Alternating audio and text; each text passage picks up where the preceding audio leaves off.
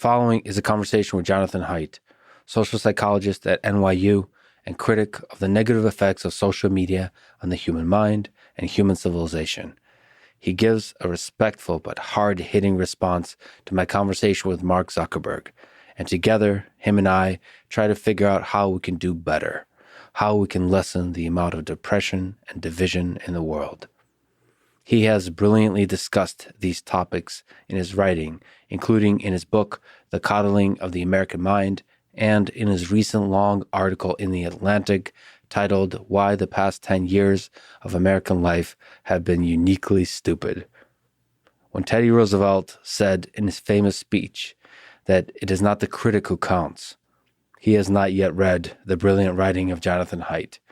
I disagree with John on some of the details of his analysis and ideas, but both his criticism and our disagreement is essential if we are to build better and better technologies that connect us.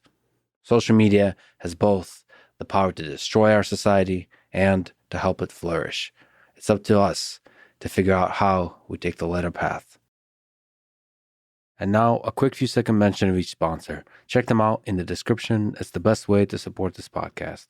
We got Uncruise for adventure, Notion for startups, Blinkist for nonfiction, Magic for snacks, and 8 Sleep for sweet, sweet naps. Choose wisely, my friends.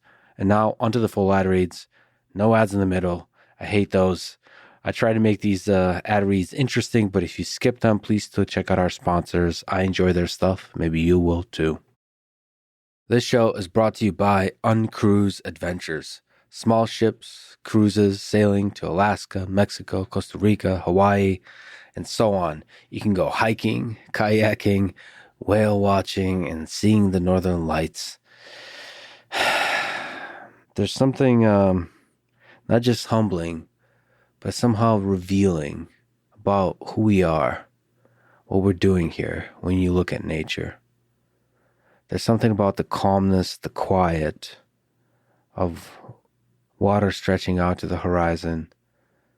There's something about trees as far as the eye can see that reminds you what this is all about, and somehow it's impossible to put into words. That's why it's great to take little journeys like this. You can save $500 on Alaskan adventures through June for bookings made within 30 days of departure. Go to uncruise.com/pages/Lex. This show is also brought to you by Notion, a note-taking and team collaboration tool. It combines note-taking, document sharing, wikis, project management, and much, much, much more into one space that's simple, powerful, and beautifully designed. Obviously, I've been using Notion for a long time now. What I really mean to say is all the cool kids have been telling me for a long time about Notion. I'm originally, if I might admit, an Emacs person. So a lot of in terms of an IDE perspective, what I use for programming is still Emacs, but much, much less so. I use the more optimized tools for the job. For note-taking, specifically, Notion is just far above anything else I've used. It's an incredible tool. And it's also good for the work, the company setting, the startup setting. And they're running a special offer for startups. You can get up to $1,000 off the team plan. To give you a sense, that's almost a year of free Notion for a team of 10. Go to notion.com/startups. This show is also brought to you by Blinkist. My favorite app for learning new things. Blinkist takes the key ideas from thousands of nonfiction books and condenses them down into just 15 minutes that you can read or listen to. Yeah, actually, The Rise and Fall of the Third Reich, unfortunately, is not on there. There's not many books about Hitler or Stalin on there, perhaps for a good reason. But the best, I would say, nonfiction books are all on there. So you're talking about Sapiens, Meditations by Marcus Aurelius. It goes on and on. I use it for all kinds of reasons. So one, of course, is to review the books I've already read. 2 is to select the books I want to read in the future. And 3, perhaps most powerfully, is books that I just don't have time to read but are culturally and intellectually important. This life is about hard choices. And for the books you don't choose, Sometimes Blinkist can save your ass. As a listener, you can get a free 7-day trial and 25% off of a Blinkist premium membership at Blinkist.com/Lex. This episode is also brought to you by an old and favorite sponsor of this podcast. My fellow travelers on this journey of the podcast is Magic Spoon. Something beautiful that this podcast was originally and still sponsored by cereal. And that connects to my sort of teen years when cereal was such a source of joy, but it was also a source of gigantic amount of sugar. But that's not the case with Magic Spoon, which is why it's awesome. It's low carb, keto friendly, 0 grams of sugar, 13 to 14 grams of protein, only 4 net grams of carbs, 140 calories in each serving, and it's freaking delicious. My favorite flavor is cocoa. They have a bunch of other ones. Peanut butter is pretty good too. They have a 100% happiness guarantee. So if you don't like it, they refund it. Nothing else in life, I would say, has a 100% happiness guarantee. So maybe you should look to Magic Spoon to get such guarantees about happiness.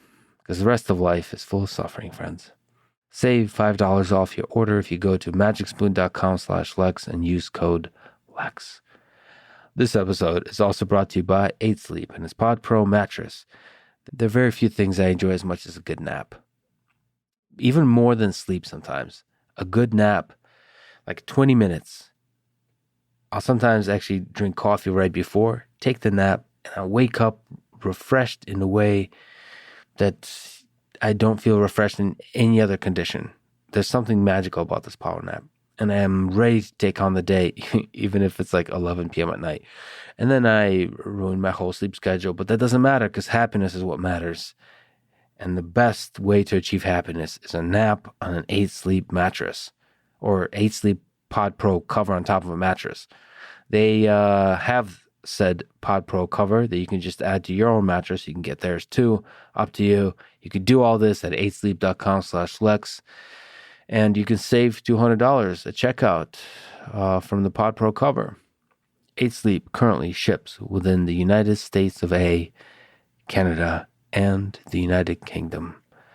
Enjoy your sleep. Enjoy your nap, friends. This is the Lex Fridman Podcast. To support it, please check out our sponsors in the description.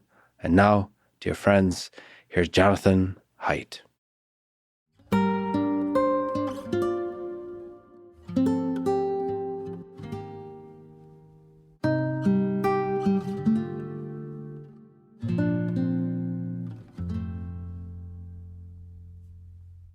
So you've been thinking about the human mind for quite a long time. You wrote The Happiness Hypothesis, The Righteous Mind, The Coddling of the American Mind, and today you're writing a lot about social media and about democracy. So perhaps if it's okay, let's go through the thread that connects all of that work. How do we get from the very beginning to today with the good, the bad, and the ugly of social media? So I'm a social psychologist, which means I study how we think about other people and how people affect our thinking. And in graduate school at the University of Pennsylvania, I picked the topic of moral psychology. And I studied how morality varied across countries. I studied in Brazil and India. And in the 90s, I got my PhD in 1992.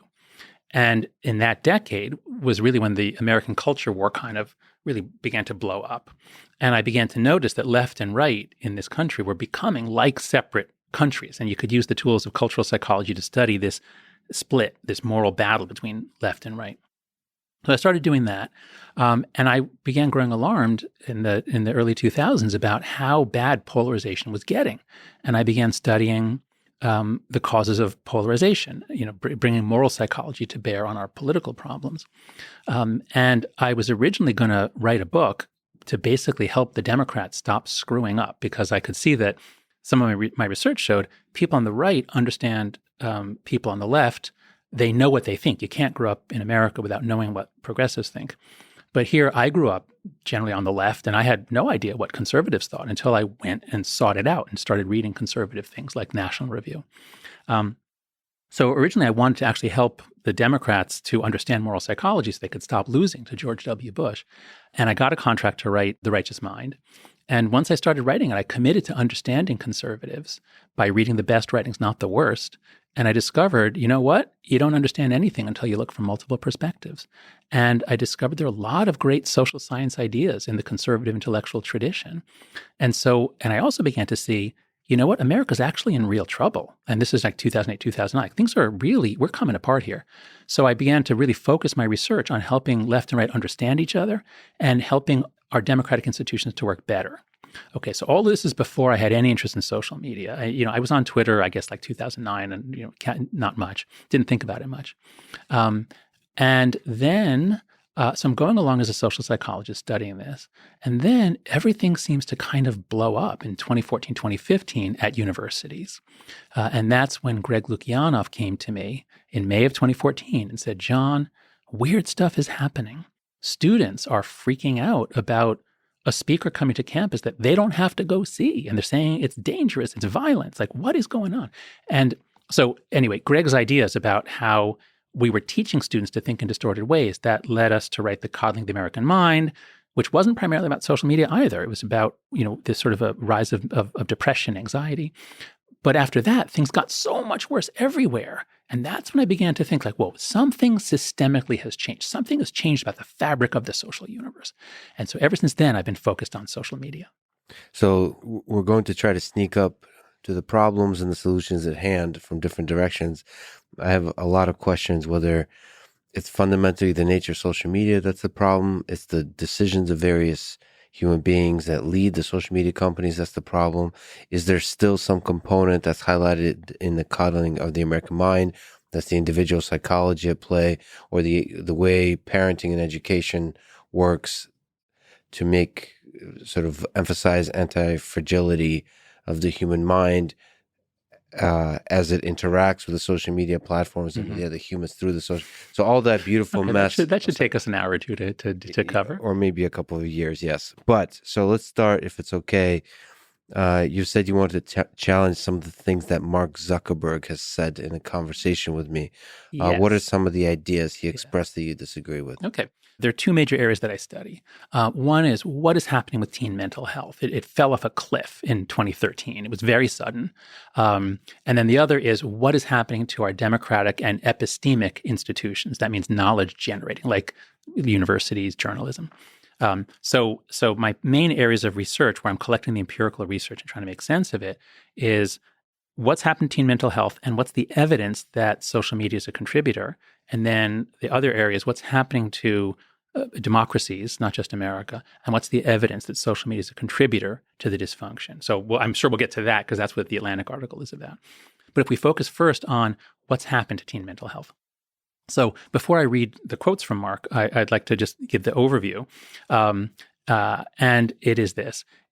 There's a lot of data tracking adolescents. There's self-reports of how depressed, anxious, lonely. There's data on hospital admissions for self-harm. There's data on suicide. And all of these things, they bounce around somewhat, but they're relatively level in the early 2000s. And then all of a sudden, around 2010 to 2013, depending on which statistic you're looking at, all of a sudden, they begin to shoot upwards.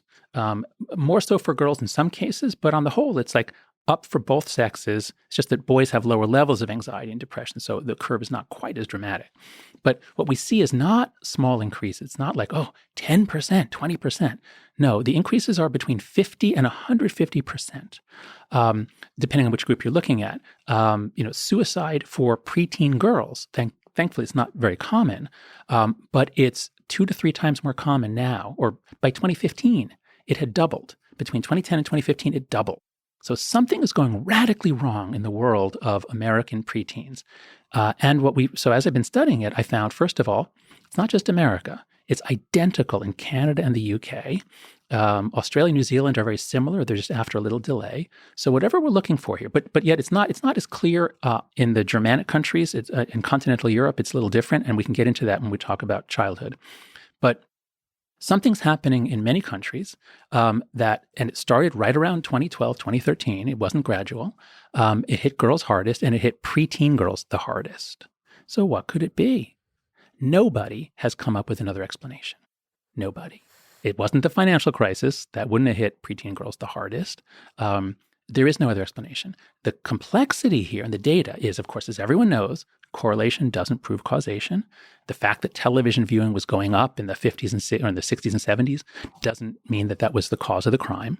So what I've done, and this is work with Jean Twenge, who wrote the book iGen, is because I was challenged, when Greg and I put out the book, the Coddling the American Mind, some researchers challenged us and said, "Oh, you don't know what you're talking about. The correlations between social media use and mental health, they exist, but they're tiny. It's like a correlation coefficient of 0.03 or, a beta of 0.05, tiny little things." And one famous article said it's no bigger than the correlation of bad mental health and eating potatoes, which exists, but it's so tiny, it's zero essentially. And that claim that social media is no more harmful than eating potatoes or wearing eyeglasses, it was a very catchy claim, and it's caught on, and I keep hearing that.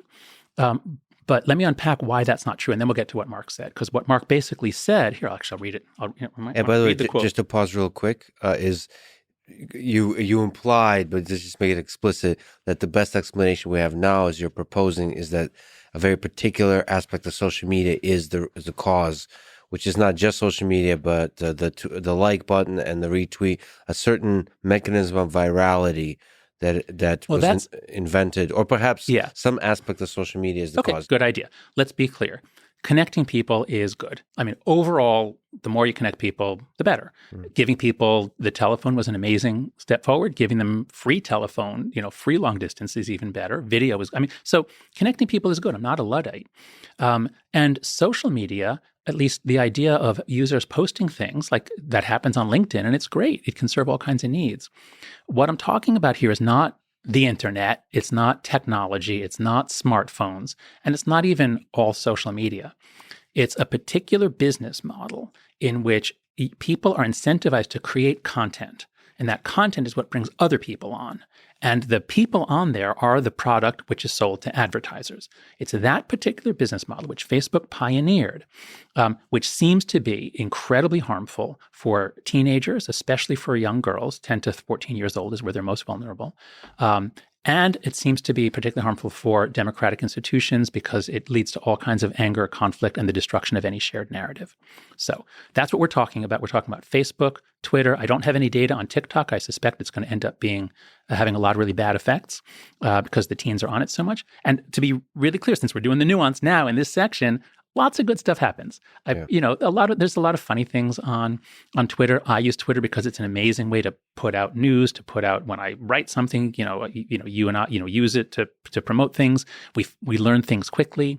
Well, this is harder to measure, and I'll try to mention it because so much of our conversation will be about rigorous criticism. I'll try to sometimes mention what are the possible positive effects of social media in different ways.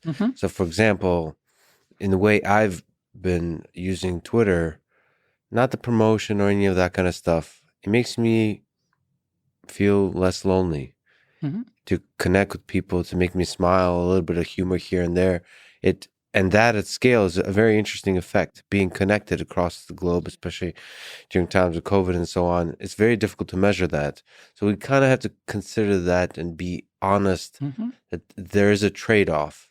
We have to be honest about the positive and the negative, and sometimes we're not sufficiently positive or in a rigorous scientific way about we're not rigorous in a scientific way about the negative, and that's what we're trying to do here.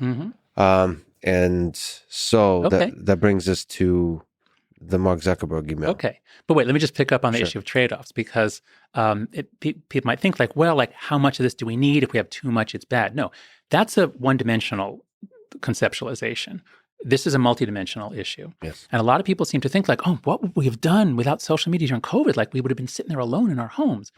Yeah, if all we had was, texting, telephone, Zoom, Skype, multiplayer video games, WhatsApp, all sorts of ways of communicating with each other. Oh, and there's blogs and the rest of the internet. Yeah, we would have been fine. Did we really need the hyper-viral platforms of Facebook and Twitter? Now, those did help certain things get out faster, and that did help science Twitter sometimes, but it also led to huge explosions of misinformation and the polarization of our politics to such an extent that a third of the country, didn't believe what the medical establishment was saying. And we'll get into this.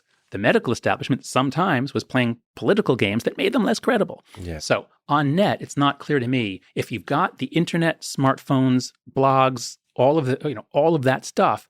It's not clear to me that adding in this particular business model of Facebook, Twitter, TikTok, that really adds a lot more. And one interesting one we'll also talk about is YouTube. I think it's easier to talk about Twitter and Facebook. YouTube is another complex beast that's very hard to, because YouTube is many things. It's a content platform, but it also has a recommendation system. That's let's focus our discussion on perhaps Twitter and Facebook. But you do in this large document that you're putting together on social media called Social Media and Political Dysfunction Collaborative Review with Chris Bale. That includes, I believe, papers on YouTube as well. It does. But yeah, again, just to finish up with the nuance, YouTube is really complicated because I can't imagine life without YouTube. It's incredibly useful. It does a lot of good things. It also obviously helps to radicalize terrorist groups and murderers. So I think about YouTube the way I think about the internet in general. And I don't know enough to really comment on YouTube. So I have been focused. And it's also interesting. One thing we know is teen social life changed radically between about 2010 and 2012. Before 2010, they weren't mostly on every day because they didn't have smartphones yet. By 2012 to 14, that's the area in which they almost all get smartphones, and they become daily users of so the girls go to Instagram and Tumblr. They go to the visual ones. The boys go to YouTube and video games. Those don't seem to be as harmful to mental health or even harmful at all. It's really Tumblr, Instagram particularly, that seem to really have done in girls' mental health. So let's look at the quote from Mark Zuckerberg. So at 64 minutes and 31 seconds on the video, I time coded this. This is excellent. This is the very helpful YouTube transcript. Yeah. YouTube's an amazing program. You ask him about Frances Haugen. You give him a chance to respond. And here's the key thing. So he talks about what Frances Haugen said. He said, no, but that's mischaracterized. Actually, on most measures, the kids are doing better when they're on Instagram. It's just on 1 out of the 18. Yeah. And then he says, I think an accurate characterization would have been that kids using Instagram, or not kids, but teens, is generally positive for their mental health. That's his claim. That Instagram is overall, taken as a whole, Instagram is positive for their mental health. That's what he says. Okay. Now, is it really? So first, just the simple, now here, what I'd like to do is turn my attention to another document that we'll make available. Yeah. So I was invited to give testimony before a Senate subcommittee 2 weeks ago where they were considering the Platform Accountability Act. Should we force the platforms to actually tell us what our kids are doing? Like, we have no idea other than self-report. We have no idea. They're the only ones who know, like, the kid does this, and then over the next hours, the kid's depressed or happy. We can't know that, but Facebook knows it. So should they be compelled to reveal the data? We need that. So you raised just to give people a little bit of context, in this document is brilliantly structured with questions, studies that indicate that the answer to a question is yes, indicate that the answer to a question is no, and then mixed results. And questions include things like, does social media make people more angry or effectively polarized? Right. Wait, that's the one that we're going to get to. That's the one for democracy. Yes, that's for democracy. So I've got 3 different Google Docs here because I found this is an amazing way, and thank God for Google Docs. It's an amazing way to organize the research literature, and it's a collaborative review, meaning that, so on this one, Jean Twenge and I put up the first draft, and then we say, please, comment, add studies, tell us what we missed. And it evolves in real time. In any direction, the yes or the no. Oh, yeah, we specifically encourage, because look, the center of my research is that our gut feelings drive our reasoning. That was my dissertation. That was my early research. And so if Jean Twenge and I are committed to, but we're going to obviously preferentially believe that these platforms are bad for kids because we said so in our books. Mm-hmm. So we have confirmation bias. And I'm a devotee of John Stuart Mill. The only cure for confirmation bias is other people who have a different confirmation bias. So these documents evolve because critics then say, no, you missed this, or they say, you don't know what you're talking about. It's like, great, say so, tell us. So I put together this document, and I'm gonna put links to everything on my website. If listeners, viewers, go to jonathanhaidt.com/social media. It's a new page I just created. I'll put everything together in one place there, and we'll put those in the show notes. like links to this document and other things like it that we're That's right. talking about. Exactly. Great. So so the thing I want to call attention to now is this document here with the title "Teen Mental Health is Plummeting and Social Media is a Major Contributing Cause." Yeah. So Ben Sass and Chris Coons are on the Judiciary Committee. They had a subcommittee hearing on Nate Persili's bill, Platform Accountability Transparency Act. So they asked me to testify on what do we know, what's going on with teen mental health. And so what I did was I put together everything I know with plenty of graphs to make these points. That first, what do we know about the crisis? Well, that the crisis is specific to mood disorders, not everything else. It's not just self-report; it's also behavioral data because suicide and self-harm go skyrocketing after 2010. The increases are very large, and the crisis is gendered, and it's hit many countries. So I go through the data on that. So we have a pretty clear characterization, and nobody's disputed me on this part. So can we just pause real quick, just so for people who are not aware? So self-report, just how you kind of collect data on this kind of thing. Sure. You have a self-report is survey. You ask people. How anxious are you these days? Yeah. How many hours a week do you use social media? That kind of stuff, and you do. It's maybe you can collect large amounts of data that way because you can ask a large number of people that kind of question. But then there's I forget the term you use, but more. So non-self-report data. Yeah, behavioral data. Behavioral data, Yeah, that's right. Where you actually have self-harm and suicide numbers. Exactly. So there are a lot of graphs like this. So this is from the National Survey on Drug Use and Health. So the federal government and also Pew and Gallup, there are a lot of organizations that have been collecting survey data for decades. So this is a gold mine.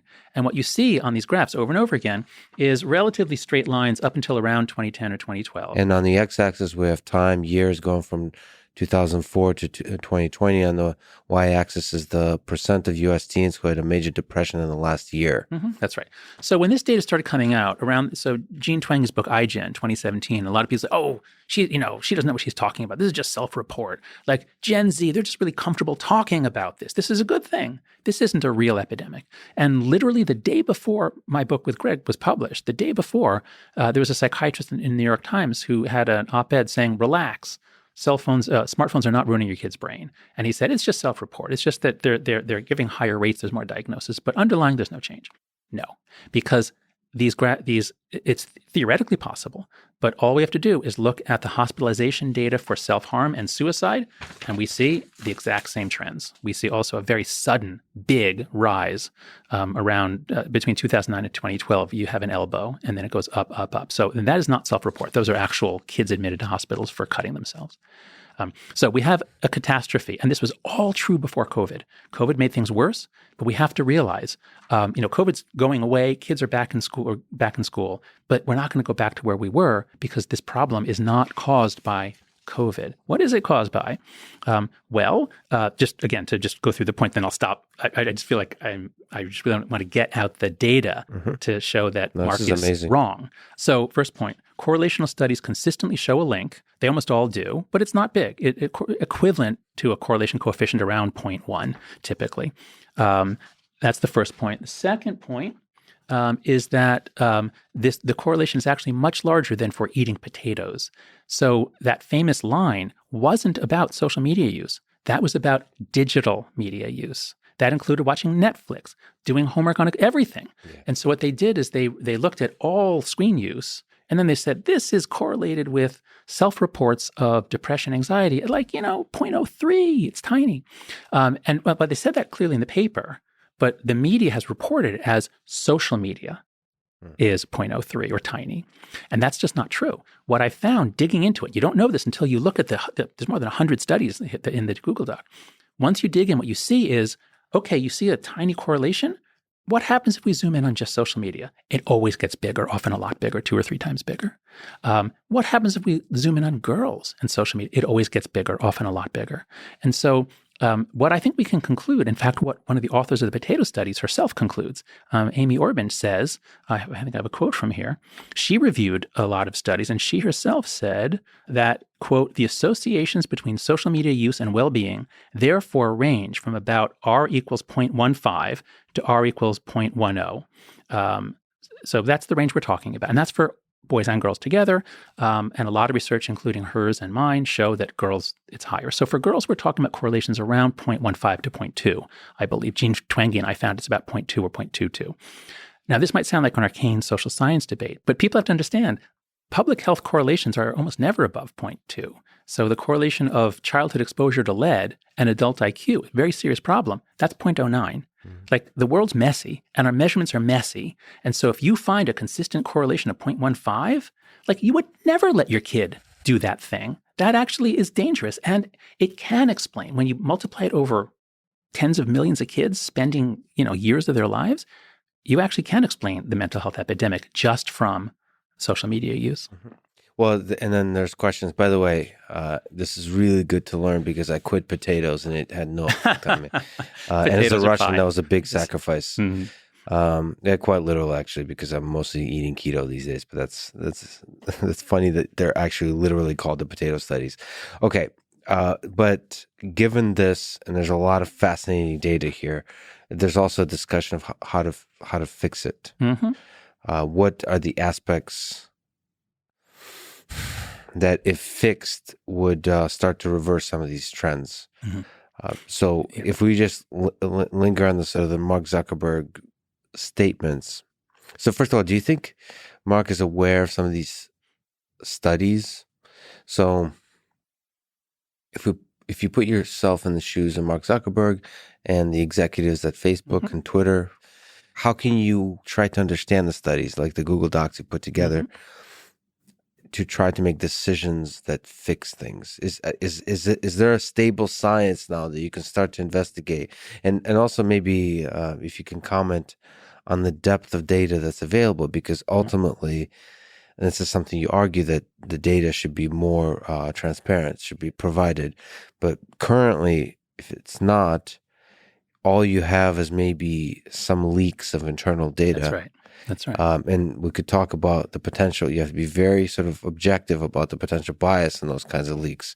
You want to, it would be nice to have a non-leak data, yeah, it'd be nice to be able to actually have academic researchers able to access in de-individuated, de-identified form the actual data on what kids are doing and how their mood changes, and when people commit suicide, what was happening before. And it'd be great to know that. We have no idea. So how do we begin to fix social media, would you say? Okay, so here's the most important thing to understand. In the social sciences, we say, is social media harmful to kids? That's a broad question. You can't answer that directly. You have to have much more specific questions. You have to operationalize it and have a theory of how it's harming kids. And so almost all of the research is done on what's called the dose-response model. That is, everybody, including most of the researchers, are thinking about this like, let's treat this like sugar. Because the data usually shows a little bit of social media use isn't correlated with harm, but a lot is. So, let's think of it like sugar. And if kids have a lot of sugar, then it's bad. So how much is okay? But social media is not like sugar at all. It's not a dose-response thing. It's a complete rewiring of childhood. So we evolved as a species in which kids play in mixed age groups. They learn the skills of adulthood. They're always playing and working and learning and doing errands. That's normal childhood. That's how you develop your brain. That's how you become a mature adult until the 1990s. In the 1990s, we dropped all that. We said it's too dangerous. If we let you outside, you'll be kidnapped. So we began rewiring childhood in the 90s before social media. And that's a big part of the story. I'm a big fan of Lenore Skenazy, who wrote the book Free Range Kids. If there are any parents listening to this, please buy Lenore's book, Free Range Kids, and then go to letgrow.org. It's a nonprofit that Lenore and I started with Peter Gray and Daniel Schuchman to help change the laws and the norms around letting kids out to play. They need free play. So that's the big picture. They need free play. And we started stopping that in the 90s, that we reduced it. And then Gen Z, kids born in 1996, they're the first people in history to get on social media before puberty. Millennials didn't get it until they were in college, but Gen Z, they get it because you can lie. You just lie about your age. They really began to get on around 2009, 2010, and boom, 2 years later, they're depressed. It's not because they ate too much sugar necessarily. It's because even normal social interactions that kids had in the early 2000s largely, they decline because now everything's through the phone. And that's what I'm trying to get across, that it's not just a dose-response thing. It's imagine one middle school where everyone has an Instagram account and it's constant drama. Everyone's constantly checking and posting and worrying. And imagine going through puberty that way versus imagine there was a policy, no phones in school. You have to check them in a locker. No one can have an Instagram account. All the parents are on board. Parents only let their kids have Instagram because the kid says everyone else has it. We're stuck in a social dilemma. We're stuck in a trap. So what's the solution? Keep kids off until they're done with puberty. There's a new study actually by Amy Orban and Andy Shabilsky showing that the damage is greatest for girls between 11 and 13.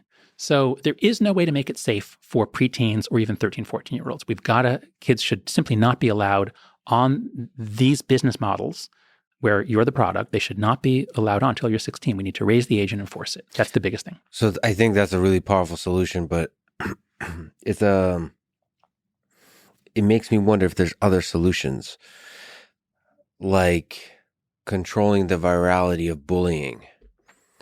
So, sort of, if there's a way that's more productive to childhood to use social media. So, of course, one thing is putting your phone down. But first of all, from the perspective of social media companies, it might be difficult to convince them to do so.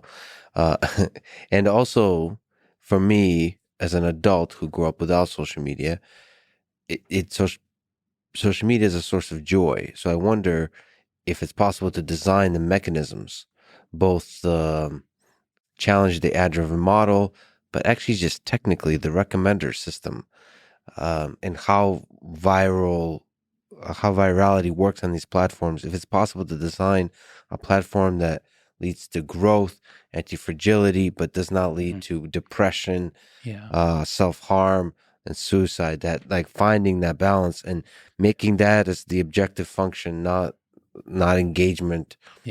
Or something else. I don't think that can be done for kids. So I am very reluctant to tell adults what to do. I have a lot of libertarian friends, and I would lose their friendship if I started saying, "Oh, it's bad for adults, and we should stop adults from using it." Yeah. But by the same token, I'm very reluctant to have Facebook and Instagram tell my kids what to do without me even knowing or without me having any ability to control it. Right. As a parent, it's very hard to stop your kid. I have stopped my kids from getting on Instagram, and that's caused some difficulties. But they also have thanked me because they see that it's stupid. They see that what the kids who are heavily on it, what they post, they see that the culture of it is stupid, as they say. So I don't think there's a way to make it healthy for kids. I think there's one thing which is healthy for kids, which is free play. We already robbed them of most of it in the 90s. The more time they spend on their devices, the less they have free play. Video games is a kind of play. I'm not saying that these things are all bad. But 12 hours of video game play means you don't get any physical play. So anyway. And ultimately, physical play is the way to develop physical anti-fragility. And especially social skills. Kids need huge amounts of conflict with no adult to supervise or mediate, and that's what we rob them of. So anyway, we should move on because I get really into the evidence here because I think the story is actually quite clear now. There was a lot of ambiguity. There are conflicting studies, but when you look at it all together, the correlational studies are pretty clear, and the effect sizes are coming in around 0.1 to 0.15, whether you call that a correlation coefficient or a beta. It's all in the standardized beta. It's all in that sort of range. There's also experimental evidence. We collect true experiments with random assignment, and they mostly show an effect. And there's eyewitness testimony. With the kids themselves, you talk to girls and you poll them. Do you think overall Instagram is good for your mental health or bad for it? You're not going to find a group saying, "Oh, it's wonderful. Oh, yeah, Mark, you're right. It's mostly good." No, the girls themselves say this is the major reason. And I've got studies in the Google Doc where there've been surveys. What do you think is causing depression and anxiety? And the number one thing they say is social media. So there's multiple strands of evidence. Do you think the recommendation is, as a parent, that teens should not use Instagram, Twitter? Yes. That's ultimately, maybe in the long term, there's a more nuanced solution. There's no way to make it safe. It's unsafe at any speed. Well, look, I mean, it might be very difficult to make it safe. And in the short term, while we don't know how to make it safe, put down the phone. Well, hold on a second. Play with other kids via a platform like Roblox or multiplayer video games. That's great. I have no beef with that. You focused on bullying before. That's one of 5 or 7 different avenues of harm. The main one, I think, which does in the girls, is not being bullied. It's living a life where you're thinking all the time about posting. Because once a girl starts posting, so it's bad enough that they're scrolling through, and everyone comments on this. You're scrolling through and everyone's life looks better than yours because it's fake, and all that you see are the ones the algorithm picked that were the night. Anyway, so the scrolling, I think, is bad for the girls.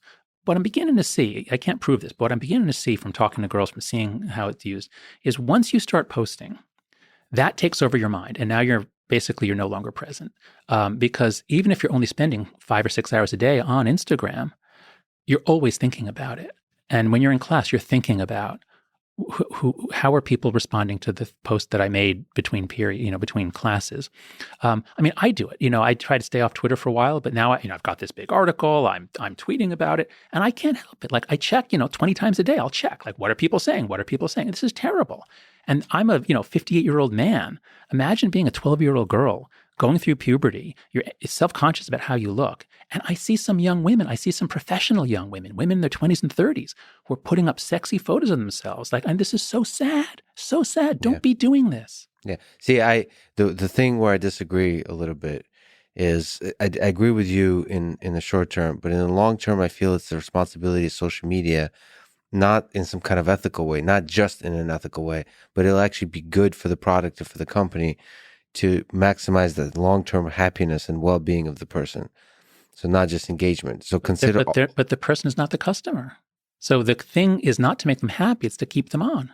That's the way it is currently with that driven. If we can get a business model, as you're saying, I'd be all for it. And I think that's the way to make much more money. So like a subscription model where the money comes from paying? It's not... That would work, wouldn't it? That would help. So subscription definitely would help, but I'm not sure it's so much. I mean, a lot of people say it's about the source of money, but I just think it's about the fundamental mission of the product.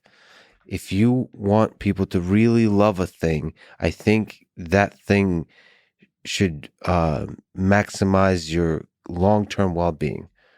It should, in theory, in morality land, it should. I don't think it's just morality land. I think in business land too. But that's maybe a discussion for another day. We're studying the reality of the way things currently are, and they are as the studies are highlighting. So let us go then from the land of mental health for young people to the land of democracy. By the way, in these big umbrella areas, is there a connection? Is there a correlation between the mental health of a human mind and the division of our political discourse? Oh, yes. So our brains are structured to be really good at approach and avoid. So we have circuits. The front left circuit is an oversimplification, but there's some truth to it. There's what's called the behavioral activation system, front left cortex. It's all about approach, opportunity, kid in a candy store. And then the front right cortex has circuits specialized for withdrawal, fear, threat. And of course, students, I'm a college professor, and most of us think about our college days like, we were anxious at times, but it was fun. And it was like, I can take all these courses, I can do all these clubs, all these people. Now imagine if in 2013, all of a sudden, students are coming in with their front right cortex hyperactivated. Everything's a threat. Everything is dangerous. There's not enough to go around. So the front right cortex puts us into what's called defend mode as opposed to discover mode. Now let's move up to adults. Imagine a large, diverse, secular, liberal democracy in which people are most of the time in discover mode. And, we have a problem. Let's think how to solve it. And this is what de Tocqueville said about Americans. Like, there's a problem. We get together, we figure out how to solve it. And he said, whereas in England and France, people would wait for the king to do it. But here, let's roll up our sleeves, let's do it. That's the can-do mindset. That's front-left cortex discover mode. If you have a national shift of people spending more time in defend mode, so everything that comes up, whatever anyone says, you're not looking like, is there something good about it? You're thinking, how is this dangerous? How is this a threat? How is this violence? How can I attack this? How can I, so if you imagine, God up there with a little lever, like, okay, let's push everyone over into, more into discover mode. And it's like joy breaks out, age of Aquarius. All right, let's shift them back let's put everyone in defend mode. And I can't think of a better way to put people in defend mode than to have them spend some time on partisan or political Twitter, where it's just a stream of horror stories, including videos about how horrible the other side is. And it's not just that they're bad people. It's that if they win this election, then we lose our country, or then it's catastrophe. So Twitter, and again, we're not saying all of Twitter, most people aren't on Twitter, and people that are mostly not talking about politics. But the ones that are on talking about politics are flooding us with stuff. All the journalists see it. All major mainstream media is hugely influenced by Twitter. So if we put everyone, if there's more sort of anxiety, sense of threat, this colors everything. And then you're not, the great thing about a democracy, and especially a legislature that has some diversity in it, is that the art of politics is that you can grow the pie and then divide it. You don't just fight zero sum. You find ways that we can all get 60% of what we want. And that ends when everyone's anxious and angry. So let's try to start to figure out who's to blame here. Is it the nature of social media? Is it the decision of the people at the heads of social media companies that they're making in the detailed engineering designs of the algorithm? Is it the users of social media that drive narratives, like you mentioned, journalists that want to maximize drama in order to drive clicks to their off-site articles? Is it just human nature that loves drama, can't look away from an accident when you're driving by it? Is there something to be said about the reason that I ask these questions is to see, can we start to figure out what the solution would be to alleviate, to de-escalate the division? Not yet. We have to understand, as we did on the teen mental health thing. Yeah. Okay, now let's lay out what is the problem, what's messing up our country, and then we can talk about solutions. So it's all the things you said, interacting in an interesting way. So human nature is tribal. We evolved for intergroup conflict. We love war. The first time my buddies and I played paintball, I was 29. And we were divided into teams with strangers to shoot guns at each other and kill each other. And we all, afterwards, it was like, oh my God, that was incredible. Like, it really felt like we'd opened a room in our hearts that had never been opened. But as men, testosterone changes our brains and our bodies and activates the war stuff. Like, we've got war stuff. And that's why boys like certain team sports. It's play war. So that's who we are. It doesn't mean we're always tribal. It doesn't mean we're always wanting to fight. We're also really good at making peace and cooperation and finding deals. We're good at trade and exchange.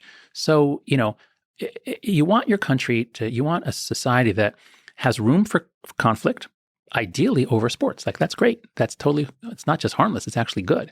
But otherwise, you want cooperation to generally prevail in the society. That's how you create prosperity and peace. And if you're going to have a diverse democracy, you really better focus on cooperation, not on tribalism and division. And there's a wonderful book by Yascha Mounk called The Great Experiment that talks about the difficulty of diversity in democracy and what we need to do to get this right and to get the benefits of diversity. So that's human nature. Now let's imagine that the technological environment makes it really easy for us to cooperate. Let's give everyone telephones and the postal service. Let's give them email. Like, wow, we can do all these things together with people far away. It's amazing. Now, instead of that, let's give them a technology that encourages them to fight. So early Facebook and Twitter were generally lovely places. People old enough to remember, like, they were fun. There was a lot of humor. You didn't feel like you were going to get your head blown off no matter what you said. 2007, 2008, 2009, it was still fun. These were nice places mostly. And like almost all the platforms start off as nice places. And this is the key thing in the article, in the Atlantic article, on after Babel. The Atlantic article, by the way, is why the past 10 years of American life have been uniquely stupid.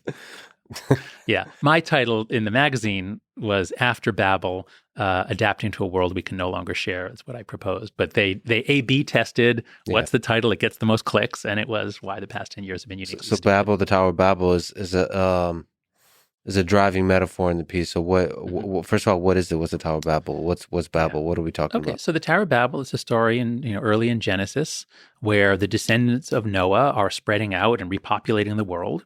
And they're on the plain of Shinar, and they say, let us build us a city with a tower to make a name for ourselves, lest we be scattered again. And so it's a very short story. There's not a lot in it, but it looks like they're saying, we don't want God to flood us again. Let's build a city and a tower and to reach the heavens. And God is offended by the hubris of these people, acting again like gods. And he says, here's the key line. He says, let us go down and confuse their language so that they may not understand one another. So in the story, he doesn't literally knock the tower over, but, many of us have seen images or, movie dramatizations where a great wind comes and the tower is knocked over and the people are left wandering amid the rubble, unable to talk to each other. So I've been trying to say, what the hell happened to our society? Beginning in 2014, what the hell is happening to universities? And then it spread out from universities. It hit journalism, the arts, and now it's all over companies.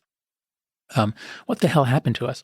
And it wasn't until I reread the Babel story a couple of years ago that I thought, whoa, this is it. This is the metaphor.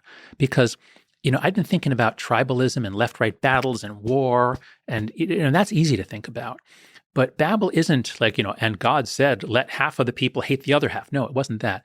It's God said, let us confuse their language, that none of them can understand each other ever again, or at least for a while.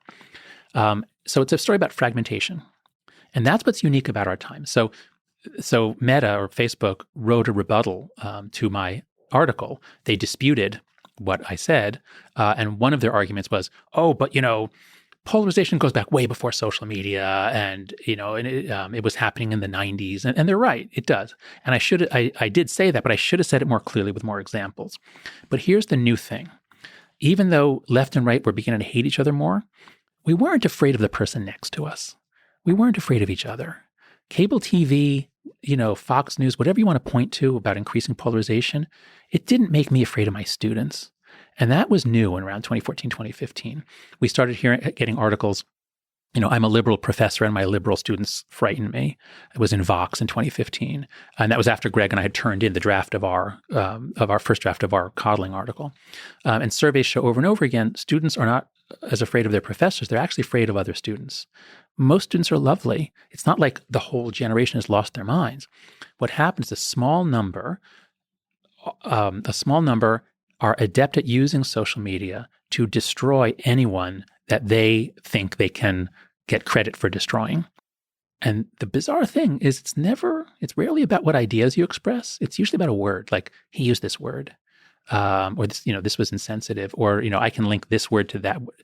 So they don't really engage with ideas and arguments. It's a real sort of gotcha, prosecute, almost more like it's like a witch trial mindset.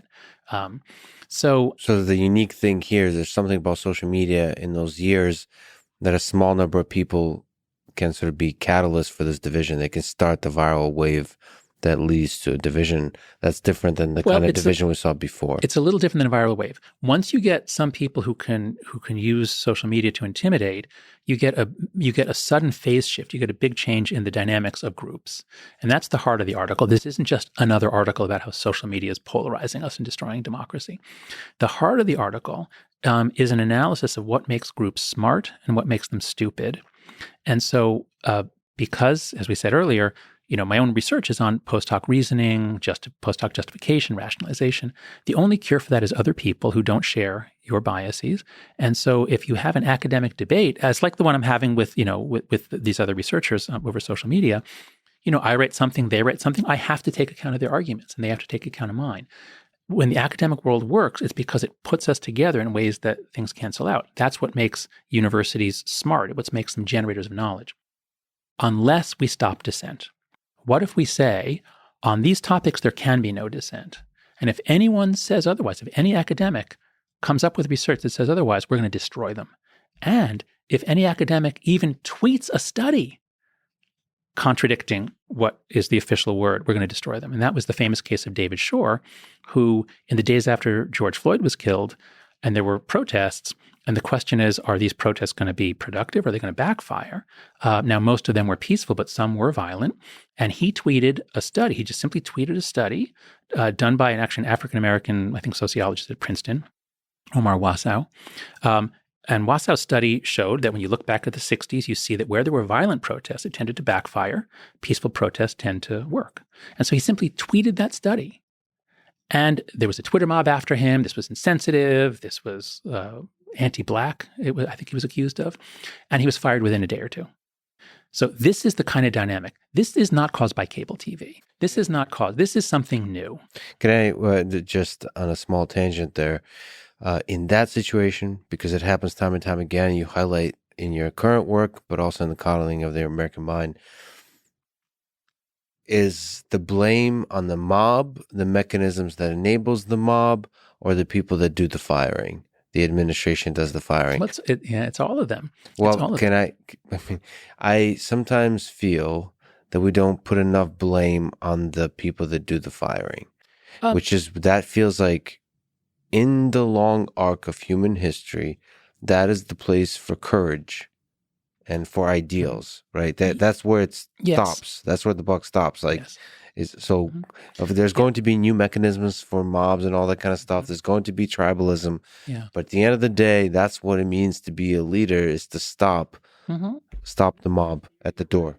But I'm a social psychologist, which means I look at the social forces at work on people. Yes. And if you show me a situation in which 95% of the people behave one way, and it's a way that we find surprising and shameful, I'm not going to say, wow, 95% of the people are shameful. I'm going to say, wow, what a powerful situation. We've got to change that situation. So that's what I think is happening here, because there are hardly any in the first few years. It began around 2018, 2019. It really enters the corporate world. There are hardly any leaders who stood up against it. But I've talked to a lot, and it's always the same thing. You have these, people usually in their 50s or 60s. Generally, they're progressive or on the left. They're accused of things by their young employees. They don't have the vocabulary to stand up to it, and they give in very quickly. And because it happens over and over again, and there's only a few examples of university presidents who said, no, we're not going to stop this talk just because you're freaking out. No, we're not going to fire this professor because he wrote a paper that you don't like. There are so few examples. I have to include that the situational forces are so strong. Now, I think we are seeing a reversal in the last few weeks or months. A clear sign of that is that the New York Times actually came out with an editorial from the editorial board saying that free speech is important. Now, that's amazing that the Times had the guts to stand up for free speech, because, they're the people. Well, what's been happening with the Times is that they've allowed Twitter to become the editorial board. Twitter has control over the New York Times, and the New York Times literally will change papers. I have an essay in Politico with Nadine Strossen, Steve Pinker, and Pamela Presky on how the New York Times retracted and changed an editorial by Bret Stephens, and they did it in a sneaky way, and they lied about it. And they did this out of fear because he mentioned IQ. He mentioned IQ and Jews. And then he went on to say, it probably isn't a genetic thing, it's probably cultural, but he mentioned it. Yeah. And the New York Times, they were just really cowardly. Now, I think from what I hear, they know that they were cowardly. They know that they should not have fired James Bennett. They know that they gave in to the mob. And that's why they're now poking their head up above the parapet and they're saying, we think that free speech is important. And then, of course, they got their heads blown off because, Twitter reacted like, how dare you say this? Are you saying racist speech is okay? But they didn't back down. They didn't retract it. They didn't apologize for defending free speech. So I think the Times might be coming back. Can I ask your opinion on something here? What, in terms of the Times coming back, in terms of Twitter being the editorial board for prestigious journalistic organizations, what's the importance of the role of Mr. Elon Musk in this? So, it's all fun and games, but here's a human who tweets about the importance of freedom of speech and buys Twitter. What are your thoughts on the influence, the positive and the negative possible consequences of this particular action? So, if he is going to succeed if he's going to be one of the major reasons why we decarbonize quickly and why we get to Mars, then I'm willing to cut him a lot of slack. So I have an overall positive view of him. Yeah. Now, where I'm concerned and where I'm critical is we're in the middle of a raging culture war. And this culture war is making our institutions stupid. It's making them fail. This culture war, I think, could destroy our country. And by destroy, I mean we could descend into constant constitutional crises, a lot more violence. Not that we're going to disappear, not that we're going to kill each other, but I think there will be a lot more violence. So we're in the middle of this raging culture war. It's possibly turning to violence. You need to not add fuel to the fire. And the fact that he declared that he's going to be a Republican and the Democrats are the bad party. And, as an individual citizen, he's entitled to his opinion, of course. But as an influential citizen, he should at least be thoughtful. And more importantly,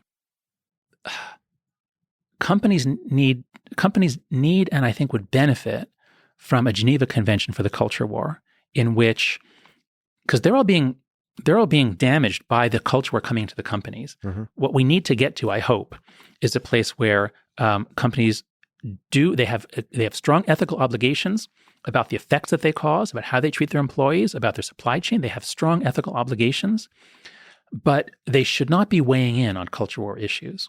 Well, if I can read the exact tweet, because part of the tweet I like, he said, "In the past, I voted Democrat because they were mostly the kindness party. Mm-hmm.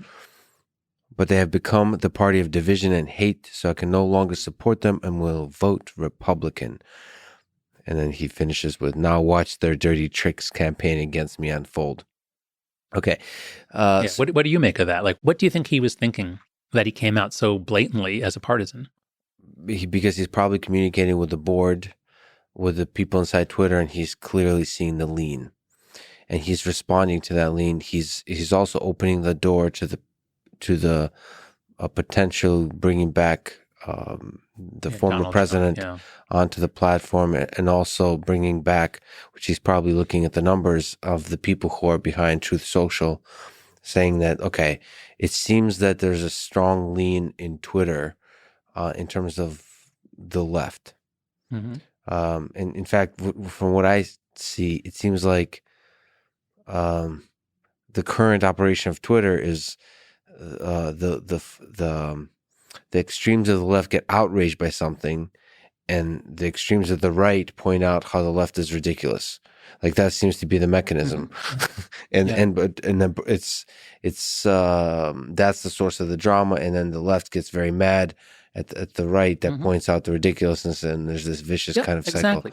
That's the polarization cycle. That's what we're in. There's something that happened here there's a shift where there's a decline, I would say, in both parties towards being shitty. Okay, but look, whatever you think about the parties, that's not the issue. Yeah. The issue is, should the most important CEO in America, the CEO of some of our biggest and most important companies, so let's imagine 5 years from now, two different worlds. In one world, the CEO of every Fortune 500 company has said, "I'm a Republican because I hate those douchebags," or "I'm a Democrat because I hate those Nazi racists." Yeah.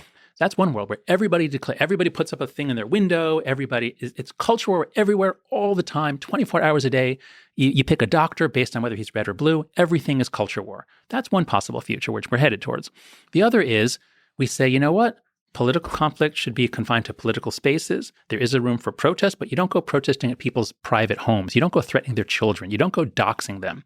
Sure. We have to have channels that are not culture war all the time. When you go shopping, when you go to a restaurant, you shouldn't be yelled at and screamed at.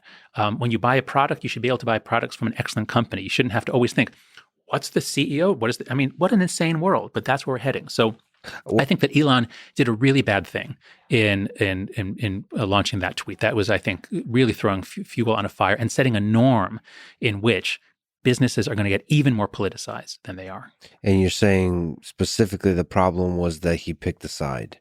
As the head of as the CEO, as the head of several major companies, of course we can find out what his views are. It's not like actually with him it's maybe hard to know, but it's not that a CEO can't be a partisan or have views, but to publicly declare it in that way, in such a really insulting way, this is throwing fuel on the fire, and it's setting a precedent that corporations are major players in the culture war.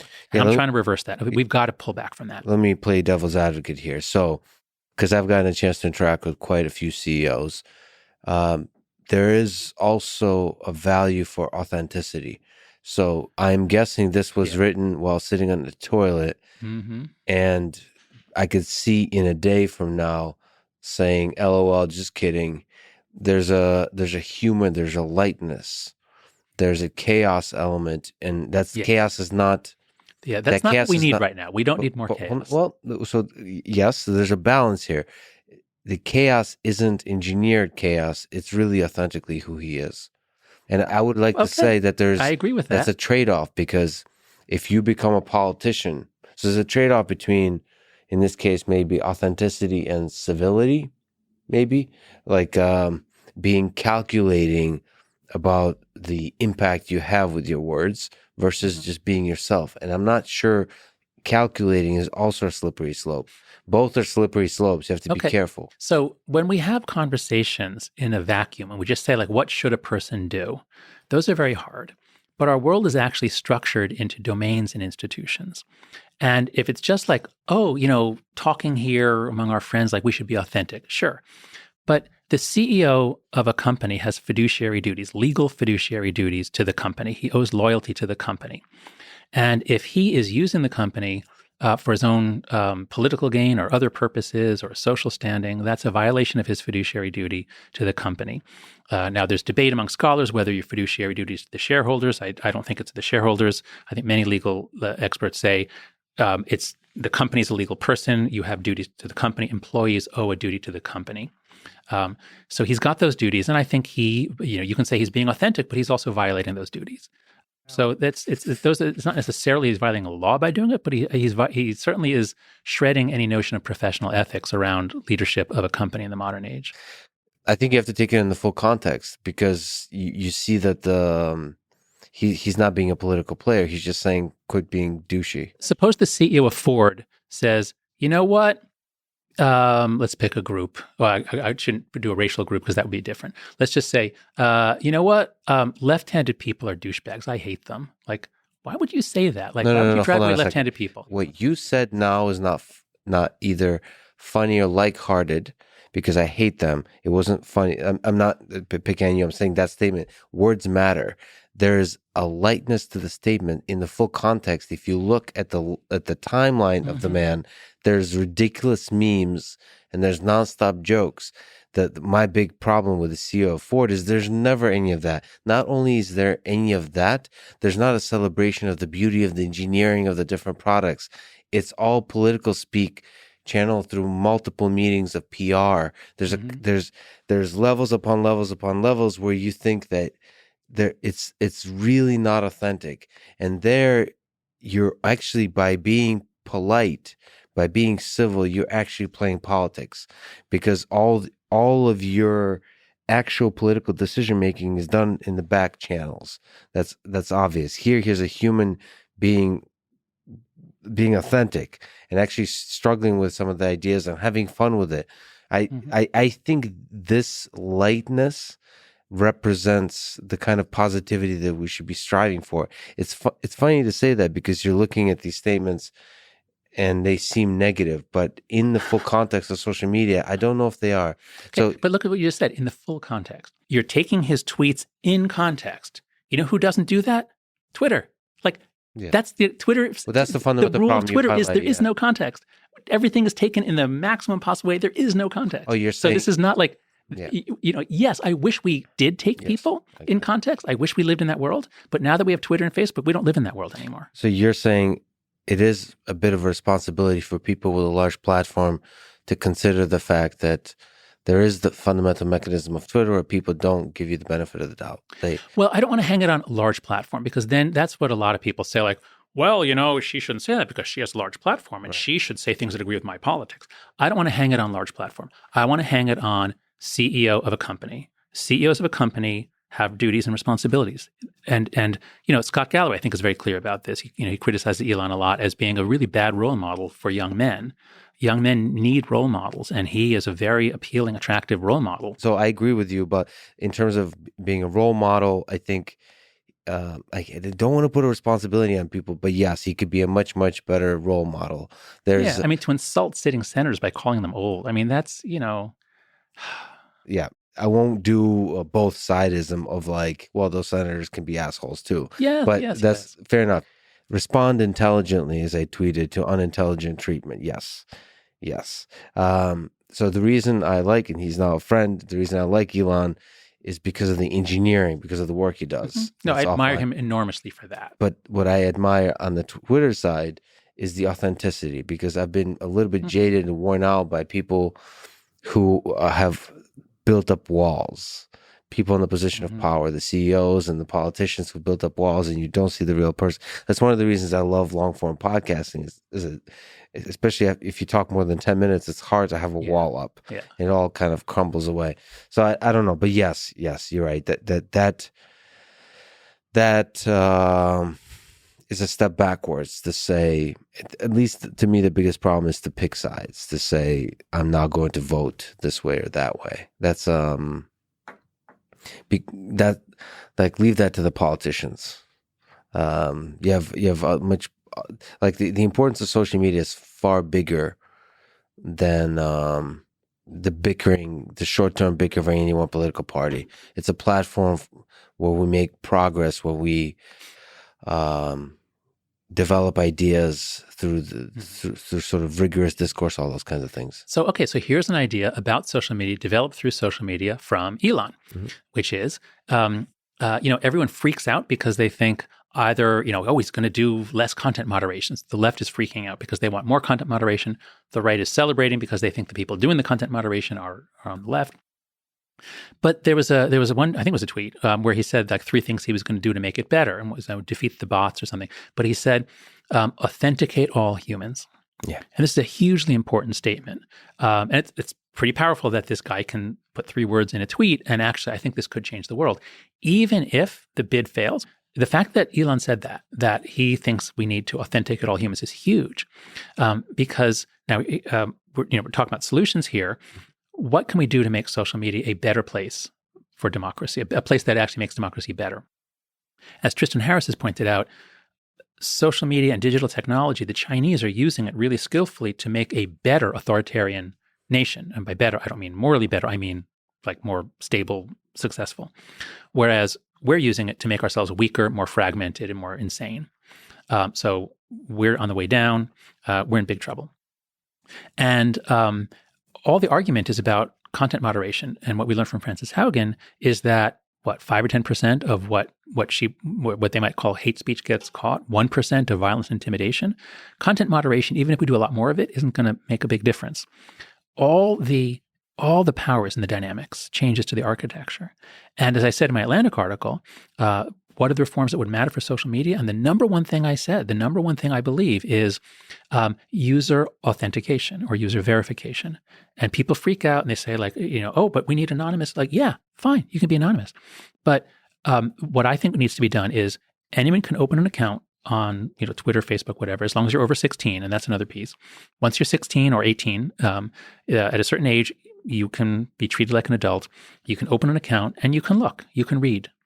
And you can make up whatever fake name you want. But if you want to post, if you want the viral amplification on a company that has Section 230 protection from lawsuits, which is a very special privilege, I understand the need for it, but it's an incredibly powerful privilege to protect them from lawsuits. If you want to be able to post on platforms that, as we'll get to in the Google Doc, there's a lot of evidence that they are undermining and damaging democracy. Then the company has this minimal responsibility it has to meet. Banks have know your customer laws. You can't just walk up to a bank with a bag of money that you stole and say, here, deposit this for me. My name's John Smith. You have to actually show who you are. And the bank isn't going to announce who you are publicly, but you have to, if they're going to do business with you, they need to know you're a real person, not a criminal. And so there's a lot of schemes for how to do this. There's multiple levels. People don't seem to understand this. Level 0 of authentication is nothing. That's what we have now. Mm-hmm. Level 1, this might be what Elon meant. Authenticate all humans, meaning you have to at least pass a CAPTCHA or some test to show you're not a bot. There's no identity. There's nothing. Just something that, it's a constant cat and mouse struggle between bots and humans. So we try to just filter out pure bots. Mm-hmm. The next level up, there are a variety of schemes that allow you to authenticate identity in ways that are not traceable or kept. So whether you show an ID, whether you use biometric, whether you have something on the blockchain that establishes identity, whether it's linked to a phone, whatever it is, there are multiple schemes now that companies have figured out for how to do this. And so if you did that, then in order to get an account where you have posting privileges on Facebook or Twitter or TikTok or whatever, you have to at least do that. And if you do that, now the other people are real humans too. And suddenly our public square is a lot nicer because you don't have bots swarming around. This would also cut down on trolls. You still have trolls who use their real name, but this would just make it a little scarier for trolls. Some men turn into complete assholes. They can be very polite in real life, but some men, as soon as they have the anonymity, they start using racial slurs. They're horrible. One troll can ruin thousands of people's day. I'm somebody who believes in free speech. And so there's been a lot of discussions about this, and I'll ask you some questions about this too. But there's the tension there is the power of a troll to ruin the party. Yeah, that's right. So like this idea of free speech, boy, do you have to also consider if you want to have a private party and enjoy your time, challenging, lots of disagreement, debate, all that kind of stuff, but fun. No like annoying person screaming, just not disagreeing, but just like spilling like the drinks all over the place. All that kind of stuff. So see, you're saying it's a step in the right direction to at least verify the humanness of a person while maintaining anonymity. So that's one step, but the further step, that's maybe doesn't go all the way because you can still figure out ways to create multiple accounts and But it's a lot harder. So actually there's a lot of ways to do this. There's a lot of creativity out there about solving this problem. So if you go to the social media and political dysfunction Google Doc that I created with Chris Bale, and then you go to section 11, proposals for improving social media. So we're collecting there now some of the ideas for how to do user authentication. And so one is WorldCoin. There's one, human-id.org. This is a new organization created by an NYU Stern student who just came into my office last week, working with some other people.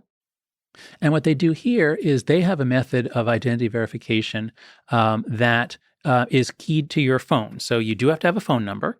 And of course, you can buy 7 different phone numbers if you want, but it's going to be about $20 or $30 a month. So nobody's going to buy 1,000 phones. You can, you don't have just one unique ID, but most people do, and nobody has 1,000. So there's just things like this that would make an enormous difference. So here's the way that I think about it. Imagine a public square in which the incentives are to be an asshole, that the more you kick people in the shins and spit on them and throw things at them, the more people applaud you. Okay, so that's the public square we have now. Not for most people, but as you said, just one troll can ruin it for everybody. If there's 1,000 of us in the public square and 10 are incentivized to, kick us and throw shit at us, like it's no fun to be in that public square. So right now, I think Twitter in particular is making our public square much worse. It's making our democracy much weaker, much more divided. It's bringing us down. Imagine if we change the incentives. Imagine if the incentive was to be constructive. And so this is an idea that I've been kicking around. I talked about it with Reid Hoffman last week, and he seemed to think it's a good idea. And it would be very easy to, rather than trying to focus on posts, what post is fake or whatever, focus on users, what users are incredibly aggressive. And so people just use a lot of obscenity and exclamation points. AI could easily code nastiness or just aggression, hostility. And imagine if every user is rated on a 1 to 5 scale for that. And the default, when you open an account on Twitter or Facebook, the default is 4.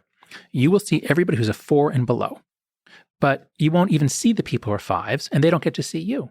So they can say what they want. Free speech. We're not censoring them. They can say what they want. But now there's actually an incentive to not be an asshole, because the more of an asshole you are, the more people block you out. So imagine our country goes in 2 directions. In one, things continue to deteriorate, and we have no way to have a public square in which we could actually talk about things. And in the other, we actually try to disincentivize being an asshole and encourage being constructive. What do you think? Well, this is because I'm an AI person, and I very much, ever since I talked to Jack about the health of conversation, I've been looking at a lot of the machine learning models involved. And I believe that the nastiness classification is a difficult problem automatically. I'm sure it is. So I personally believe in crowdsourced nastiness labeling, but in an objective way, where it doesn't become viral mob cancellation type of dynamics, but more sort of objectively, is this a shitty, almost out of context, with only local context? Mm-hmm. Is this a shitty thing to say at this moment? Because here's the thing. Well, we don't care about individual posts. No, but all that matters is the average. The posts make the man. They do, but the point is, as long as we're talking about averages here, if one person has a misclassified post, it doesn't matter. Right. Yeah. So, but you need to classify posts in order to build up the average. That's what I mean. And so, I really like that idea. Whatever the high level idea of incentivizing people to be less shitty. Yeah. Because that's what we have, that incentive in real life. Yeah, actually. That's right. It's actually really painful to be a full-time asshole, I think, in physical reality. That's right. You'd be cut off. It should be also pain to be an asshole on the internet. And there could be different mechanisms for that. I wish AI was there, machine learning models were there. They just aren't yet. No, but how about we have, so one track is we have AI machine learning models and they render a verdict. Another class is crowdsourcing. You get, and then whenever the two disagree, you have, staff at Twitter or whatever, they look at it and they say, well, what's going on here? And that way you can refine both the AI and you can refine whatever the algorithms are for the crowdsourcing, because of course that can be gamed and people can, hey, let's all rate this guy as really aggressive, So you wouldn't want just to rely on one single track, but if you have two tracks, I think you could do it. What do you think about this word misinformation that maybe connects to our two discussions now? So one is a discussion of social media and democracy. And then the other is the coddling of the American mind. I've seen the word misinformation misused or used as a bullying word like racism and so on, which are important concepts to identify, but they're nevertheless instead overused. Yes. Does that worry you? Because that seems to be the mechanism from inside Twitter, from inside Facebook, to label information you don't like versus information that's actually fundamentally harmful to society. Yeah. So I think there is a meaning of disinformation that is very useful and helpful, which is when you have a concerted campaign by Russian agents to plant a story and spread it. And they've been doing that since the 50s or 40s even. That's what this podcast actually is. But, what? It's a disinformation campaign. Yeah, you by seem the really Russians. Soviet to me, buddy. It's subtle. It's between the lines. Okay, I'm sorry. Yeah. But so I think to the extent that there are campaigns by either foreign agents or just by the Republican or Democratic parties, there have been examples of that. There are all kinds of concerted campaigns that are intending to confuse or spread lies. This is the fire hose of falsehood tactic. So it's very useful for that. All the companies need to have pretty large staffs, I think, to deal with that, because that will always be there. And that is really bad for our country. So Renee DiResta is just brilliant on this. Reading her work has really frightened me and opened my eyes about how easy it is to manipulate and spread misinformation, and especially polarization. The Russians have been trying since the 50s. They would come to America and they would do hate crimes. They would spray, swastikas in synagogues to make, and they spray anti-black slurs. They try to make Americans feel that they're as divided as possible. Most of the debate nowadays, however, is not that. It seems to be people are talking about what the other side is saying. So, if you're on the right, then you're very conscious of the times when, the left wouldn't let us even say, could COVID be from a lab? Like they would you literally would get shut down for saying that. And it turns out, we don't know if it's true, but there's at least a real likelihood that it is. And it certainly is something that should have been talked about. So I tend to stay away from any such discussions. And the reason is twofold. One is because they're almost entirely partisan. It generally is each side thinks what the other side is saying is fake, misinformation or disinformation, and they can prove certain examples. So we're not going to get anywhere on that. We certainly are never going to get 60 votes in the Senate for anything about that. I don't think content moderation is nearly as important as people think. It has to be done, and it can be improved. Almost all the action is in the dynamics, the architecture, the virality, and then the nature of who is on the platform, unverified people, and how much amplification they get. That's what we should be looking at, rather than wasting so much of our breath on whether we're going to do a little more or a little less content moderation. So the true harm to society, on average and over the long term, is in the dynamics. Is fundamentally in the dynamics of social media, not in the subtle choices of content moderation, aka censorship. Exactly. There have always been conspiracy theories. The Turner Diaries is this book written in 1978. It introduced the replacement theory to a lot of people. Timothy McVeigh had it on him when he was captured in 1995 after the Oklahoma City bombing. It's a kind of a Bible of that fringe, violent, racist, white supremacist group. And that, the killer in Buffalo was well acquainted with these ideas. They've been around, but this guy's from a small town. I forget where he's from. But he was, and he says in his manifesto, he was entirely influenced by things he found online. He was not influenced by anyone he met in person. Ideas spread and communities can form. These like micro communities can form with bizarre and twisted beliefs. And this is, again, back to the Atlantic article. I've got this amazing quote from Martin Gurri. Let me just find it. But Martin Gurri, he was a former CIA analyst, wrote this brilliant book called The Revolt of the Public. And he has this great quote. He talks about how in the age of mass media, we were all, in a sense, looking at a mirror looking back at us. And it might have been a distorted mirror, but we had stories in common, we had facts in common.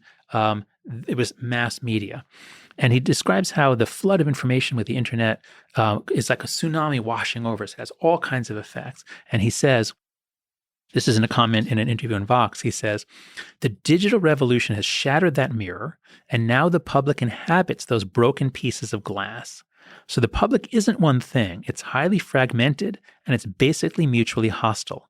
It's mostly people yelling at each other and living in bubbles of one sort or another.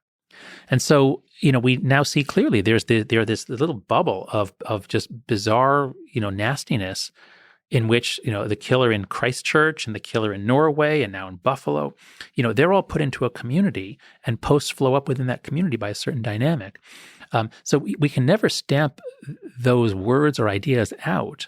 The question is not, can we stop them from existing? The question is, what are the platforms by which they spread all over the world and into every little town, so that the 1% of whatever percentage of young men are vulnerable to this, that they get exposed to it? It's in the dynamics and the architecture. It's a fascinating point to think about, because we often debate and think about the content moderation, the censorship, the ideas of free speech. But you're saying, yes, that's important to talk about, but much more important is fixing the dynamics. Yeah, that's right, because everyone thinks if there's regulation, it means censorship. At least people on the right think regulation equals censorship. And I'm trying to say, no, that's only if all we talk about is content moderation. Well, then yes, that is the framework. Mm-hmm. How much or how little do we, but I don't even want to talk about that, because all the action is in the dynamics. That's the point of my article. It's the architecture changed and our social world went insane. So can you try to steelman the other side? So the people that might say that social media is good for society overall, both in the dimension of mental health, as Mark said, for teenage girls, and for our democracy. Yes, there's a lot of negative things, but that's slices of data. If you look at the whole, which is difficult to measure, it's actually good for society. And to the degree that it's not good, it's getting better and better. Is it possible to steal on that point? Yeah. It's hard, but I should be able to do it. I need to put my money where my mouth is, and that's a good question. So on the mental health front, The argument is usually what what they say is, well, for communities that are cut off, especially LGBTQ kids, they can find each other. So it connects kids, especially kids who wouldn't find connection otherwise. It exposes you to a range of ideas and content, and it's fun.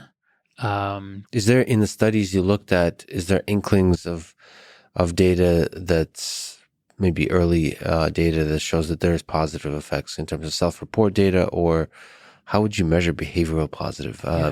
It's difficult. Right. So if you look at how do you feel when you're on the platform, you get a mix of positive and negative. And people say they feel supported. And this is what Mark was referring to when he said, there was like 18 criteria, and on most it was positive, and on some it was negative. So if you look at how do you feel while you're using the platform, look, most kids enjoy it; they're having fun, but some kids are feeling inferior, cut off, bullied. So if we're saying what's the average experience on the platform, that might actually be positive. If we just measured the hedonics, like how much fun versus fear is there, it could well be positive. But what I'm trying to, okay, so is that enough, Steel Manning? Can I? Yeah, that's pretty. That's pretty good. Okay, you held your breath. Yeah, but what I'm trying to point out is this isn't a dose response sugar thing. Like, how do you feel while you're consuming heroin? Like, while I'm consuming heroin, I feel great. But am I glad that heroin came into my life? Am I glad that everyone in my 7th grade class is on heroin? Like, no, I'm not. Like, I wish that people weren't on heroin and they could play on the playground, but instead they're just, sitting on the bench shooting up during recess. So when you look at it as an emergent phenomena that changed childhood, now it doesn't matter what are the feelings while you're actually using it. We need to zoom out and say, how has this changed childhood? Can you try to do the same for democracy? Mm-hmm. Yeah. So we can go back to what Mark said in 2012 when he was taking Facebook public. And, this is the wake of the Arab Spring. I think people really have to remember what an extraordinary year 2011 was. It starts with the Arab Spring. Dictators are pulled down. Now, people say, Facebook took them down. I mean, of course, it was the citizens, the people themselves took down dictators, aided by Facebook and Twitter and I don't know if it was or texting. There were some other platforms they used. So the argument that Mark makes in this letter to potential shareholders, investors, is we're at a turning point in history, and social media is rewiring. We're giving people the tools to rewire their institutions. So this all sounds great. Like, this is the democratic dream. And what I write about in the essay is the period of techno-democratic optimism, which began in the early 90s with the fall of the Iron Curtain in the Soviet Union. And then the internet comes in, and, people my age remember how extraordinary it was, how much fun it was. I mean, the sense that this was the dawning of a new age, and there was so much optimism. And so this optimism runs all the way from the early 90s all the way through 2011. With the Arab Spring. And of course, that year ends with Occupy Wall Street. And there were also big protest movements in Israel and Spain and in a lot of areas. Martin Gurry talks about this. So there certainly was a case to be made that Facebook in particular, but all these platforms, these were God's gift to democracy. What dictator could possibly keep out the internet? What dictator could stand up to people connected on these digital media platforms? So that's the strong case that this is going to be good for democracy. And then we can see what happened in the years after. Now, first of all, so in Mark's response to you, so here, let me read from what he said when you interviewed him.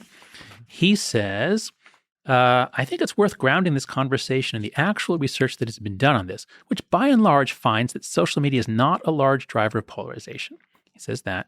Then he says, most academic studies that I've seen actually show that social media use is correlated with lower polarization. That's a factual claim that he makes, which is not true. But he asserts that it's tricky because he says the studies he has seen. So it might be that the studies he has seen say that.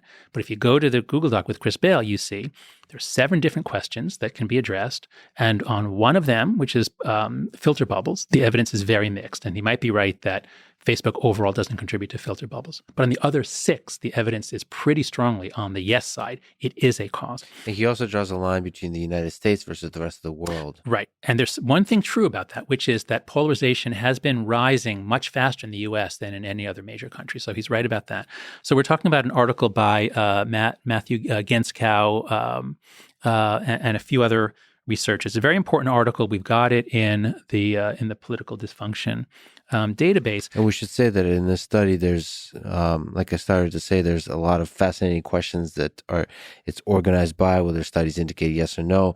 Question 1 is, does social media make people more angry or effectively polarized?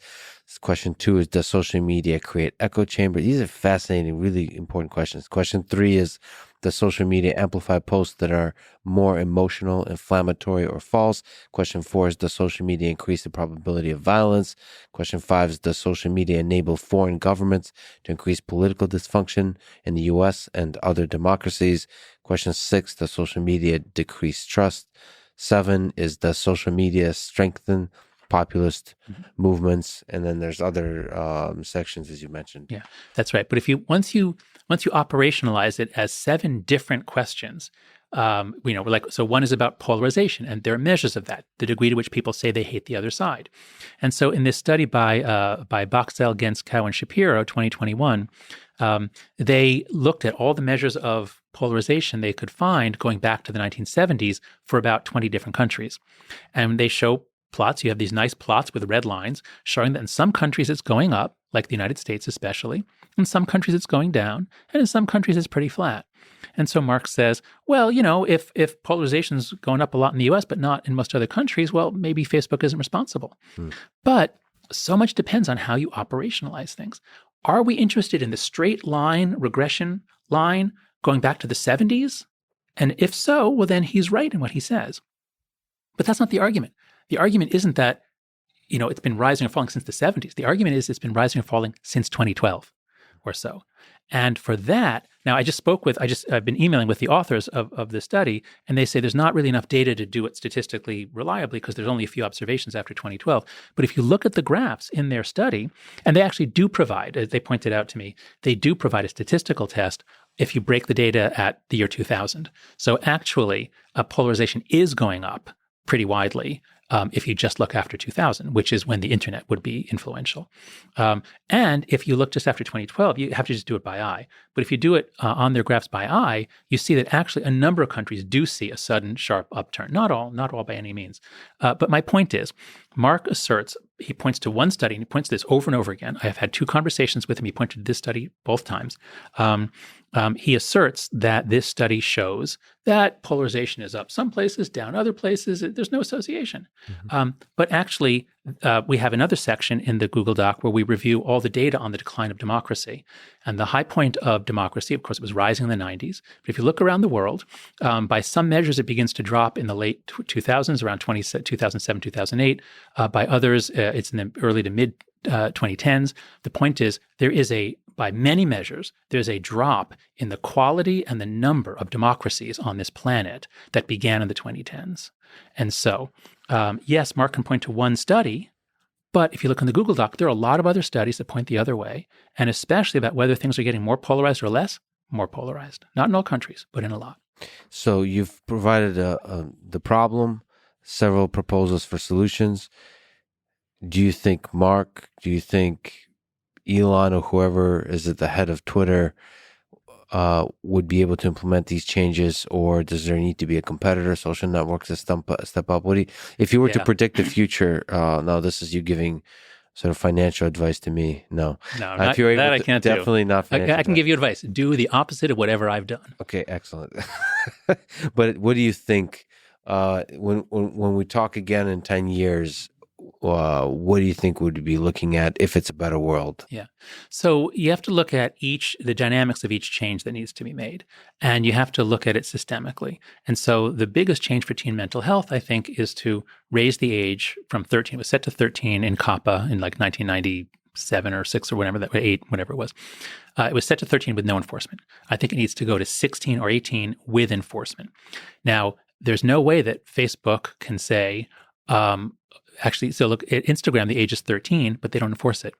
And they're under pressure to not enforce it, because if they did enforce it, then all the kids would just go to TikTok, which they're doing anyway. But if we go back a couple of years, when they were talking about rolling out Facebook for kids, because they need to get those kids. They need to get kids under 13. There's a business imperative to hook them early and keep them. So I don't expect Facebook to act on its own accord and do the right thing, because regulation is the only way. Exactly. When you have a social dilemma, like what economists call like a prisoner's dilemma, or a social dilemma is generalized to multiple people. And when you have a social dilemma, each player can't opt out because they're going to lose. You have to have central regulation. So I think we have to raise the age. The UK Parliament is way ahead of us. I think they're actually functional. The US Congress is not functional. So the Parliament is implementing the age-appropriate design code that may put pressure on the platforms globally to change certain. So anyway, my point is, we have to have regulation to force them to be transparent and share what they're doing. There are some good bills out there. So I think that if the companies and the users, if we're all stuck in a social dilemma in which the incentives against doing the right thing are strong, we do need regulation on certain matters. And again, it's not about content moderation, who gets to say what, but it's things like the Platform Accountability and Transparency Act, which is from Senators Coons, Portman, and Klobuchar. This would force the platforms to just share information about what they're doing. Like, we can't even study what's happening without the information. So that, I think, is just common sense. Senator Michael Bennet introduced the Digital Platforms Commission Act of 2022, which would create a body tasked with actually regulating and having oversight. Right now, the U.S. government doesn't have a body. I mean, the FTC can do certain things. We have things about antitrust, but we don't have a body that can oversee or understand these things that are transforming everything and possibly severely damaging our political life. So I think there's a lot of and then the state of California is actually currently considering a version of the UK's the age-appropriate design code, which would force the companies to do some simple things like not be sending alerts and notifications to children at 10 or 11 o'clock at night, just things like that to make platforms just less damaging. So I think there's an essential role for regulation. And I think if the U.S. Congress is too paralyzed by politics, if the UK and the EU and the state of California and a few other states, if they enact legislation, the platforms don't want to have different versions in different states or countries. Yes. So I think there actually is some hope, even if the U.S. Congress is dysfunctional. So there is, because I've been interacting with certain regulation that's hitting designed to hit Amazon, but it's hitting YouTube. YouTube folks have been talking to me, which is recommender systems. The algorithm has to be public, I think, versus private, which completely breaks. It's way too clumsy a regulation where the unintended consequences break recommender systems, not for Amazon, but for other platforms. That's just to say that government can sometimes be clumsy with the regulation. It usually is. And so my preference is the threat of regulation in a friendly way encourages. You really shouldn't need it. You really shouldn't need it. My preference is great leaders lead the way in doing the right thing. And I actually, honestly, this to our earlier kind of maybe my naive disagreement that I think it's good business to do the right thing in these spaces. So sometimes it is. Sometimes it loses you most of your users. Well, I think it's important because I've been thinking a lot about World War III recently. Yeah. And it might be silly to say, but I think social media has a role in either creating World War III or avoiding World War III. It seems like so much of wars throughout history have been started through very fast escalation. And it feels like, just looking at our recent history, social media is the mechanism for escalation. And so it's really important to get this right, not just for the mental health of young people, not just for the polarization of bickering over small scale political issues, but literally the survival of human civilization. So there's a lot at stake here. Yeah, I certainly agree with that. I would just say that I'm less concerned about World War III than I am about Civil War II. I think that's a more likely prospect. Yeah. Can I ask for your wise, sage advice to young people? So advice number one is put down the phone. Don't use Instagram and social media. But to young people in high school and college, how to have a career, or how to have a life they can be proud of. Mm-hmm. Yeah, I'd be happy to, because I teach a course at NYU in the business school called Work, Wisdom, and Happiness. And the course is, it's advice on how to have a happy, a successful career as a human being. But the course has evolved that it's now about three things: how to get stronger, smarter, and more sociable. If you can do those three things, then you will be more successful at work and in love and friendships. And if you are more successful in work, love, and friendships, then you will be happier. You will be as happy as you can be, in fact. So the question is, how do you become smarter, stronger, and happier? And the answer to all three is it's a number of things, but you have to see yourself as this like complex adaptive system. You've got this complicated mind that needs a lot of experience to wire itself up. And the most important part of that experience is that you don't grow when you are with your attachment figure. You don't grow when you're safe. You have an attachment figure to make you feel confident to go out and explore the world. In that world, you will face threats, you will face fear, and sometimes you'll come running back. But you have to keep doing it, because over time, you then develop the strength to stay out there and to conquer it. That's normal human childhood. That's what we blocked in the 1990s in this country. So young people have to get themselves the childhood, and this is all the way through adolescence and young adulthood, they have to get themselves the experience that older generations are blocking them from out of fear, and that their phones are blocking them from out of just, hijacking almost all the inputs into their life and almost all the minutes of their day. So go out there, put yourself out in experiences. You are anti-fragile, and you're not going to get strong unless you actually have setbacks and criticisms and fights. So that's how you get stronger. And then there's an analogy in how you get smarter, which is you have to expose yourself to other ideas, that people that criticize you, people that disagree with you. And this is why I co-founded Heterodox Academy, because we believe that faculty need to be in communities that have political diversity and viewpoint diversity, but so do students. And it turns out students want this. The surveys show very clearly Gen Z is not turned against viewpoint diversity. Most of them want it, but they're just afraid of the small number that will sort of shoot darts at them if they say something wrong. So anyway, the point is you're anti-fragile. And so you have to realize that to get stronger, you have to realize to get smarter. And then the key to becoming more sociable is very simple. It's just always looking at it through the other person's point of view. Don't be so focused on what you want and what you're afraid of. Put yourself in the other person's shoes. What's interesting to them? What do they want? And if you develop the skill of looking at it from their point of view, you'll be a better conversation partner. You'll be a better life partner. So there's a lot that you can do. I mean, I could say, go read The Coddling of the American Mind. Yes. I could say, go read Dale Carnegie, How to Win Friends and Influence People.